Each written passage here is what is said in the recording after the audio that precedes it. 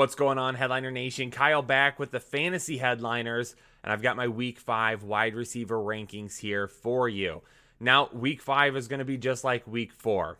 Are we going to get a Buffalo Bills Tennessee Titans game? What's going to happen with the New England Patriots? They had a positive test this morning. None of their tests came back positive.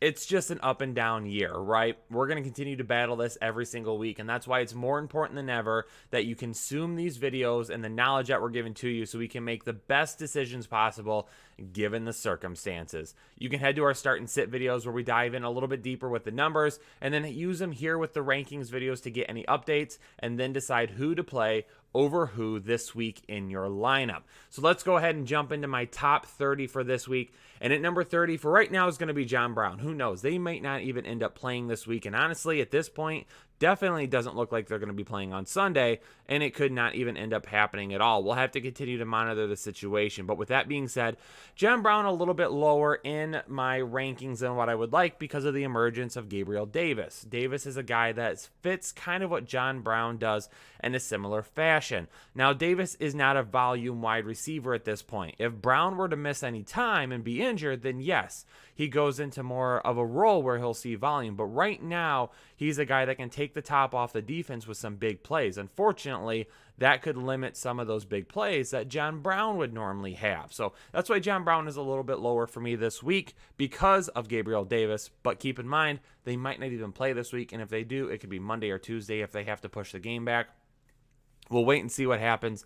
It's unfortunate that Tennessee just couldn't stay home. They're out there practicing when they should be quarantining. At number 29, Darius Slayton from the New York Giants. I really like Darius Slayton this week, but I've got him a little bit lower in the rankings than what I would like. The offense just hasn't seemed to click this year. Daniel Jones hasn't looked the best at times, and of course the offensive line hasn't been great either. Darius Slayton, to me, has the upside this week as a high-end wide receiver too, in that area.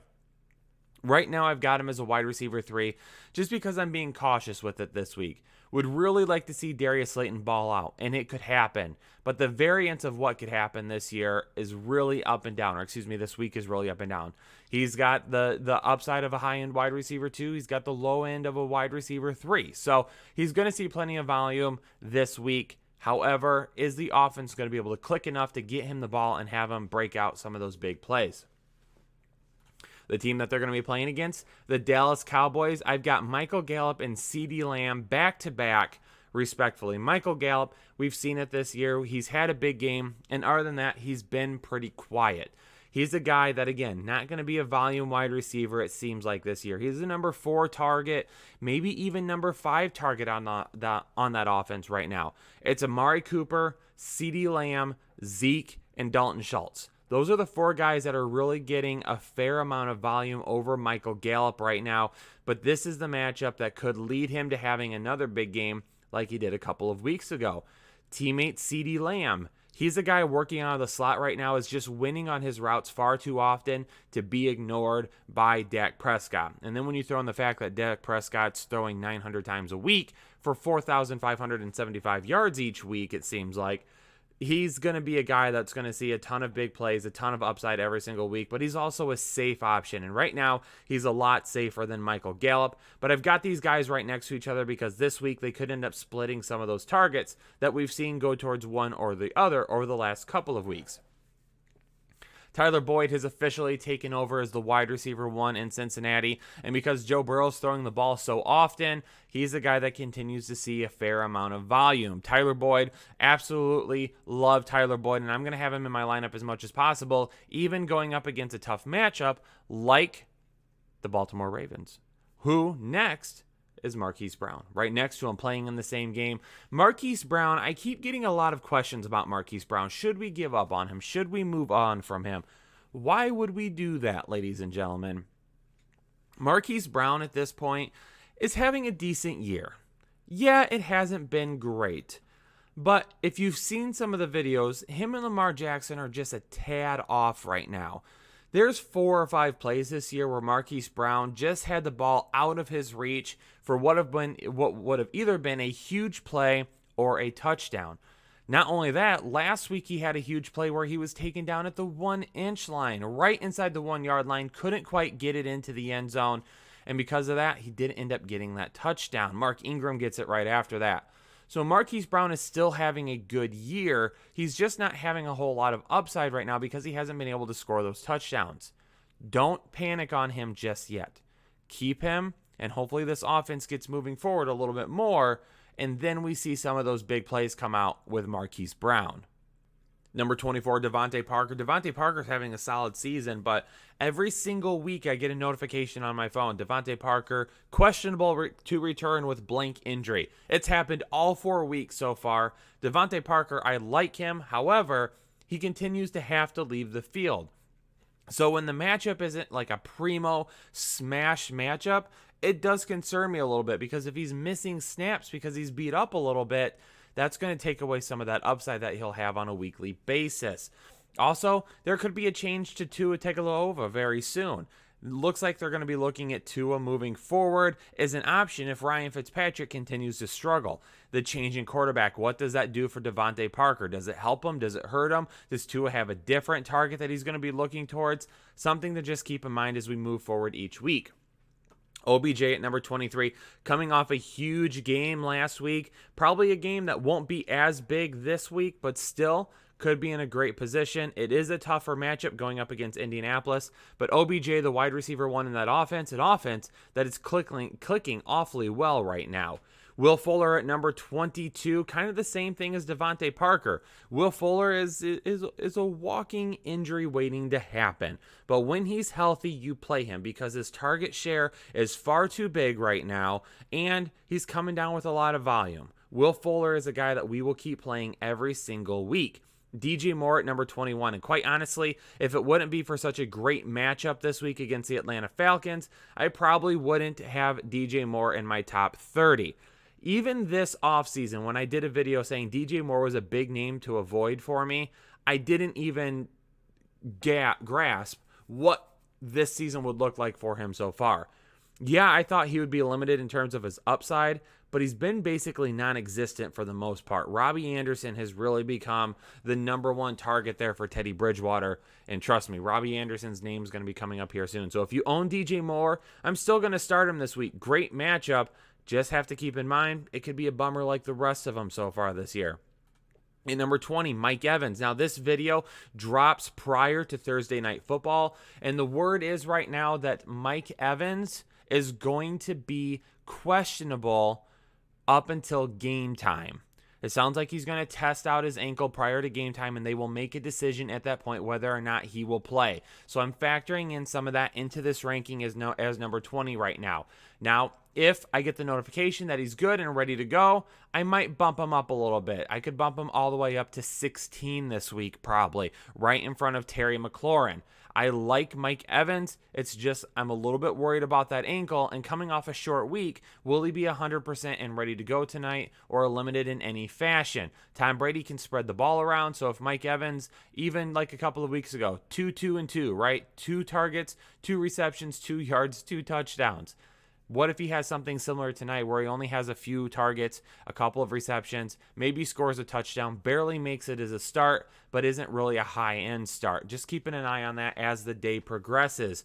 Juju Smith-Schuster, the Steelers are back this week, ready to roll. I like Juju this week. Deontay Johnson seems like he's going to be back as well. Deontay Johnson literally just outside my top 30, coming in at 32. I would like to bump them both a little bit higher, but coming off that short week last week, just keeping an eye on it because this is a matchup where they could really run the ball an awful lot. So their ceilings may be a little bit limited as James Conner gets a lot of work on the ground. Justin Jefferson at number 18, one of my Manscaped must-starts this week. Great matchup for him going up against Seattle, who allows tons of fantasy points to wide receivers, the most fantasy points per game allowed to wide receivers right now. Justin Jefferson, Adam Thielen, who's going to be later on in my rankings, both great starts this week. DJ Chark, the number 1 wide receiver in Jacksonville, comes back from that injury. Looks great. We're going to continue to roll with him because Gardner Minshew continues to look his way. Terry McLaurin at number 16. He's fifth in the National Football League in receiving yards right now. He's gone up against some really, really good cornerbacks this year, and he has done just fine. So even this week with another tough matchup, I'm still willing to roll with him. Even if the ceiling is a little bit limited, I still like Terry McLaurin. The dude can absolutely ball out, and I'm getting a lot of questions too about the switch to Kyle Allen. I'm not ready to bail as of yet. Now, Kyle Allen is going to be the check down king. Kyle Allen was not good at pushing the ball down the field last year in any way, shape, or form. However, I got to see it. Terry McLaurin is not just a straight run speedster. Last year, Kyle Allen with DJ Moore. DJ Moore was still really good at the end of the season with Kyle Allen. So, Terry McLaurin, I'm not willing to bail as of yet. Keep him on your team. Don't try to trade him. Don't think about benching him. Just play him for right now. The guy's been way too good this year for us to give up on him. At number 14 and number 15, Cooper Kupp and Robert Woods. Like both of them this week, I think both of them are in a great position. Cooper Kupp last week for me was a little bit higher. I liked his touchdown upside. Ended up scoring. Loved that call last week. Felt good about it. Ends up going in and doing exactly what I thought would happen. This week, I like them both. I think we could be seeing a little bit more of a split. Tyler Higbee, who hasn't really been getting a ton of work since his 3 touchdown performance, is he going to bounce back a little bit this week? Are they going to be able to run the ball a little bit more this week? Cooper Kupp and Robert Woods, I like them both. Just upside, maybe a little bit more limited. Michael Thomas at number 13. I've got him here right now. I don't know if he's going to play yet or not, but I'm going to put him up here in this area. If he ends up being more of a game time decision, I'll probably have him right here. But as of this recording, I haven't heard anything as of yet. If we get the word that he will play this week and it's before game time, I'm going to probably bump him up at least 2 or 3 spots and get him into your lineup this week. Don't wait. We're not going to play it safe with him. If he's healthy and playing, he's in your lineup. At number 12, Robbie Anderson. And that's not Robbie Anderson. No, it's the Panthers mascot. And apparently Robbie Anderson has a little bit of beef with him right now. He didn't know who he was, called him by the wrong name. He's been ignoring him a little bit. It's okay. Robbie Anderson and the Panthers mascot can continue to have their beef as long as Robbie Anderson continues to perform on the field like he has been. I've got him all the way up at number 12 this week. Great position this week. Could have a huge game. His ceiling is through the roof. And quite honestly, if he didn't have DJ Moore there, and if I didn't expect Mike Davis to get a ton of work this week, Robbie Anderson could be up at like number 8 for me. However, I've got him at number 12. I like this matchup. Get him into your lineups this week. Huge week incoming. At number 11, Keenan Allen, looking great. One of the biggest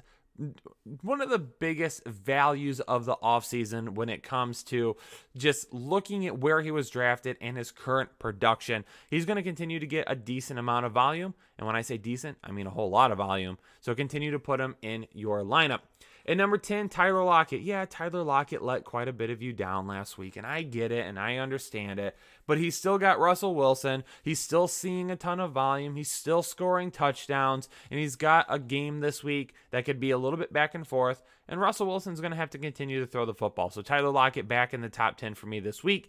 Allen Robinson at number 9. Nick Foles looking his way. Will continue to look his way. He's the number 1 target there. Definitely the best receiving option on that team. He's still a top 10 option for me. Nick Foles in that offense will get rolling a little bit more here soon. Don't worry about it. Nick Foles looked really good in the second half when he came in. Last week, not nearly as good in that start, but that's all right. He's going to bounce back this week. That offense is going to get rolling a little bit more. At number 8, Julio Jones, teammate Calvin Ridley at number 6. Like both of these guys this week, I know a lot of owners are frustrated after last week, but keep in mind both of these guys were banged up all week long, and it was even questionable whether or not they would end up getting on the field. As they get healthier, they will get back to their form that we saw earlier in the season. Right now, though, if you have both of these guys, it's hard to play anybody over them. They just have too much upside. And as I always say, I would rather lose with my studs in my lineup than lose with them on my bench. Sometimes you just tend to overthink things sometimes, and when you do that, you end up setting guys and you get hurt by it. Both of these guys are starts for me this week, both of them within the top 10. Stephon Diggs at number 7. Again, kind of like John Brown, we don't know if they're going to play yet this week. That's unfortunate. Hopefully they do get their game in, even if they have to play like on a Monday or a Tuesday. Whatever happens, if they end up canceling this week, we'll remove Stephon Diggs. But for right now, he's just been way too good this season to keep out of the lineup. Keep monitoring it as the week goes on. And if we think the game is going to be canceled, the sooner we know, the better. If we think it's just going to be postponed, we might have some tough decisions to make. And number 5, Amari Cooper. He's the volume king right now in Dallas. Before this offseason, a lot of people worried about it with the addition of CeeDee Lamb, but Amari Cooper has been one thing this year that he's never been in the past, and that's consistent. Amari Cooper fits very well in this offense and has shown it so far. DK Metcalf at number 4, dude just balls out every single game. One of the most consistent wide receivers in the NFL right now. He's in our lineup every single week. Adam Thielen at number 3, my other Manscaped must start, along with Justin Jefferson this week going up against Seattle. Him and Jefferson could both absolutely smash this week. Thielen has a ton of upside. Jefferson could even go a little bit higher than what I have him, but that's all right. And then at number 2, Tyreek Hill, the freak from the Kansas City Chiefs. We'll monitor that situation. There's a little bit of concern. Stephen Gilmore testing positive for COVID. And then obviously he shared that moment with Patrick Mahomes after the game in which they were pretty close for a couple of minutes. And a lot of people concerned about Patrick Mahomes. So we'll continue to monitor the Kansas City Chiefs throughout the week. And then, of course, at number 1, DeAndre Hopkins of the Arizona Cardinals. Last week saw a good amount of volume, just didn't really turn it into a whole lot of yards. He'll bounce back this week. Don't worry about it. There you go, Headliner Nation, my top 30 wide receivers for week 5 of the NFL season. Make sure you hit that like button down below if you appreciate the content. Leave a comment below if you have any questions about any of the wide receivers, or maybe someone you didn't even see on this rankings. Now, keep in mind, there's a whole lot of wide receivers I like this week. I only list 30. It doesn't necessarily mean I hate somebody. That's why you also take into consideration what I say in the start sit videos. Because they could be a start, they're just outside the top 30 for me this week. And as always, subscribe. Become a part of Headliner Nation today. Hit that subscribe button. Appreciate it. Over 106,000 strong right now. Headliner Nation, appreciate you all. Stay safe, stay healthy, and I'll catch you on the next episode of the Fantasy Headliners.